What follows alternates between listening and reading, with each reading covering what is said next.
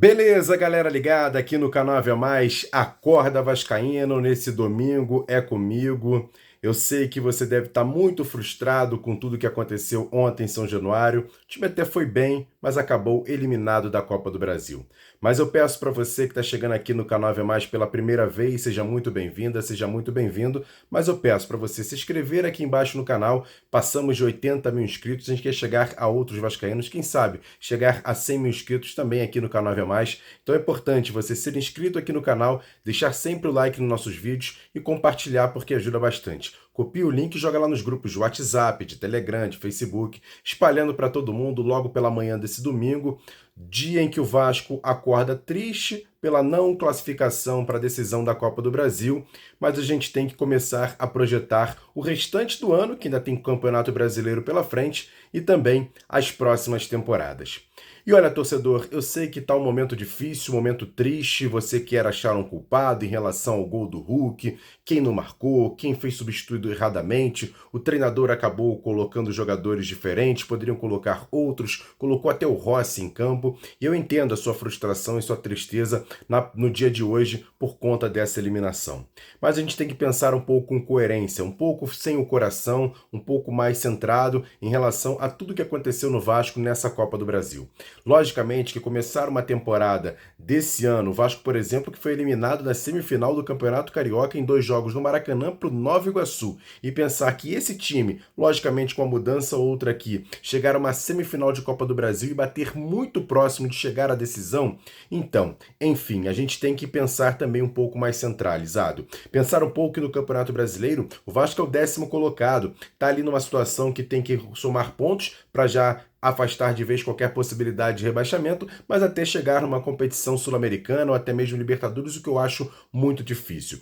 Ontem, no nosso pós-jogo, 23 horas no ar, que bacana também o trabalho que foi feito no canal Atenção Vascaínos, desde 10 da manhã até 11 da noite, a gente fez uma live histórica aqui no canal, lá no canal Atenção Vascaínos, participação bacana de todo mundo, toda a equipe da Atenção Vascaínos, fizemos um trabalho muito legal de transmissão de jogo, de pré-jogo, de esquenta, seguindo o Vasco na concentração, com o Felipe Malvieri que participou com a gente, o Douglas Roberto depois seguindo o ônibus do Vasco, os 2 ônibus indo para São Januário, ou seja, também teve a cobertura do Sérgio Kins, do Joel Silva, na festa que fez o torcedor antes da partida, a cobertura sendo feita com a transmissão do Diego Monteiro, com participação do Marco Vasconcelos, equipe completa do Atenção Vascaínos fazendo um trabalho muito grande, eu, Jean, Flávio, Cerdeira, aqui um pouco por trás, de casa, mas claro, também dando suporte para todo mundo que esteve em São Januário acompanhando essa partida, que infelizmente bateu na trave. Mas o que eu falei ontem no pós-jogo é muito certo, e até para a gente também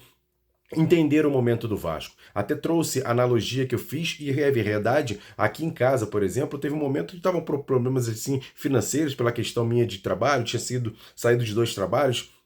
A situação ficou um pouco mais apertada. Naquela ocasião, minha esposa, por exemplo, foi começar a fazer bolo. E naquela ocasião ela queria fazer o melhor bolo de qualidade. E eu fui comprar, por exemplo, chocolate belga para fazer um grande bolo, porque ela sabia fazer bolo. Só que quando a situação apertou e tinha que fazer mais de um bolo, a situação para comprar o chocolate belga ficou apertada. Eu fui comprar um chocolate de menos qualidade. E aí, mesmo fazendo o bolo daquela mesma maneira, com o ingrediente prejudicado, o bolo não ficou tão bom assim. Será que o problema é de quem fez o bolo ou por conta dos ingredientes? E eu trago essa reflexão para você. Será que o problema é o Rafael Paiva ou o Vasco ficou sem peças? Se você parar para analisar, pega o banco de reservas do Vasco ontem. Tirando o Kehler, goleiro, porque nem jogou ainda com a camisa do Vasco, você tem, por exemplo, jogadores da base como Ryan e Leandrinho, jogadores pouco experimentados numa Série A de Campeonato Brasileiro e sequer numa Copa do Brasil, numa fase como essa. Você tem jogadores, por exemplo, como Alex Teixeira, que ficou muito devendo, o Rossi, que estava no banco de reservas, assim como o Galdames, Rojas, o Payet,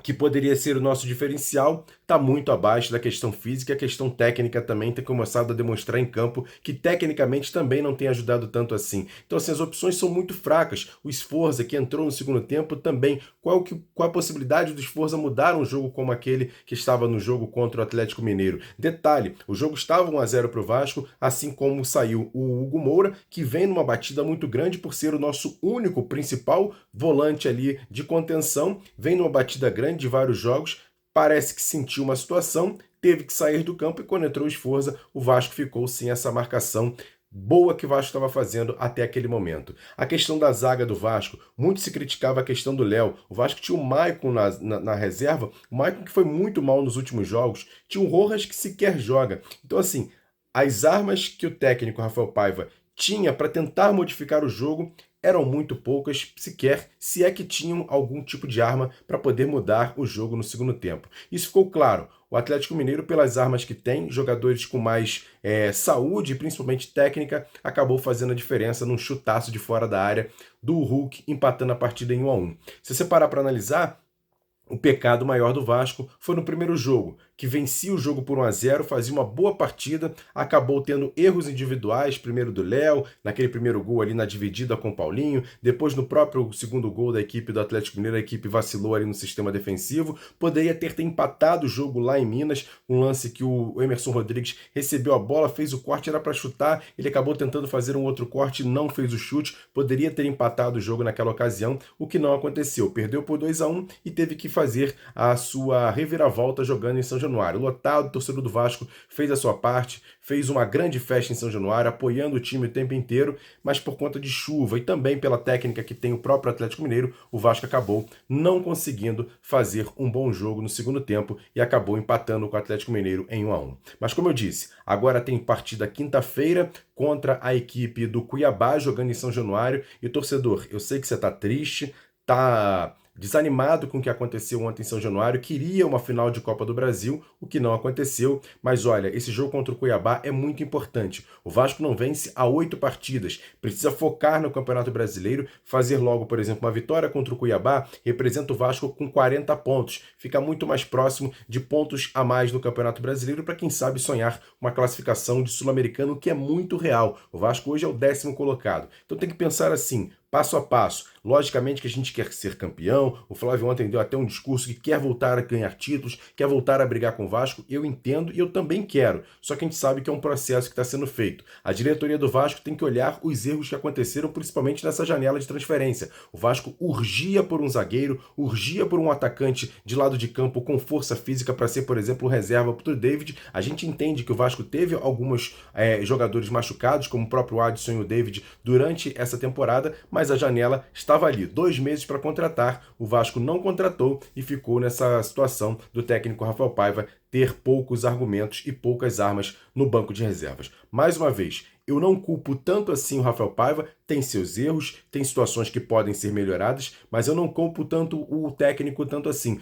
Por mais que ontem ele possa ter feito uma substituição errada aqui ou acolá, mas eu não consigo colocar a culpa nele. Muito pelo contrário, eu coloco o mérito no trabalho feito pelo Rafael Paiva nessa recuperação do Vasco no Campeonato Brasileiro, está em 10º colocado e chegar às semifinais da Copa do Brasil, o que era inimaginável antes da competição começar. Então fica aqui a minha reflexão para você ligado no Acorda Vascaíno. Concorda, não concorda? A sua participação é sempre muito importante. Tem um campo aqui para você comentar, para você participar com a gente, deixar o seu like, deixar o seu comentário também. É sempre importante para a gente trocar uma ideia. Essa é a ideia do canal Ave Mais, é a ideia do Acorda Vascaíno toda manhã. Todo dia, de segunda a segunda, tem uma opinião aqui no canal. Jean Faísca, Flávio Dias, Marco Vasconcelos, Joel Silva. Eu apareço aqui por de vez em quando. Tem o Sérgio Kind mandando ver também nas lives do meio-dia. Então a sua participação aqui no canal Vai Mais também é sempre muito importante. E a gente agradece também a você que participou da nossa super live. Eu quero agradecer, finalizar aqui esse Acorda Vascaíno e agradecer a todo mundo que participou da nossa super live de 10 da manhã até 11 horas da noite. Uma transmissão praticamente ininterrupta, só terminamos mesmo abrindo uma nova live após a classificação do Atlético Mineiro. Abrimos uma nova live do pós-jogo, mas foi muito colado uma na outra, ou seja, 13 horas direto com lives para você ficar muito bem informado com o canal Atenção Vascaíno. Eu tenho certeza que o trabalho foi sendo feito de forma séria, com credibilidade e com carinho que fica o torcedor do outro lado. Grande abraço a todos vocês, obrigado pela audiência aqui no canal Atenção Vascaíno, nesse canal Ave Mais, com muita informação, com muita opinião, e aqui nesse Acorda Vascaíno eu deixo aqui a minha reflexão. Se você concorda, comenta aqui embaixo. Se discorda, comenta também, que a sua participação sempre é muito importante. Não acho que esteja em terra arrasada. Acho que bateu no teto em relação à questão do elenco. Para o ano que vem, tem que melhorar, mas o Vasco consegue fazer pontos importantes nesses 9 jogos que faltam no Campeonato Brasileiro, para quem sabe no ano que vem a gente dispute uma Sul-Americana, porque acho que Libertadores fica mais difícil, mas uma Sul-Americana eu acredito que o Vasco consiga pelo menos de 7 a 8 pontos para conseguir essa classificação na Sul-Americana do ano que vem. Grande abraço a todos vocês, obrigado pela audiência de todo mundo, obrigado mesmo pela participação. Eu falei 7, 8 pontos, acho que 10 pontos o Vasco consegue nessas 9 rodadas aí, para conseguir 10 pontos, chegaria ali às 47 pontos, não dá para conseguir mais, hein? Dá para conseguir uns 13 pontos aí, fazer uns 50, 52 pontos aí e ficar muito bem tranquilo no Campeonato Brasileiro. Grande abraço a todos vocês, obrigado pela audiência, tamo junto, valeu, fui!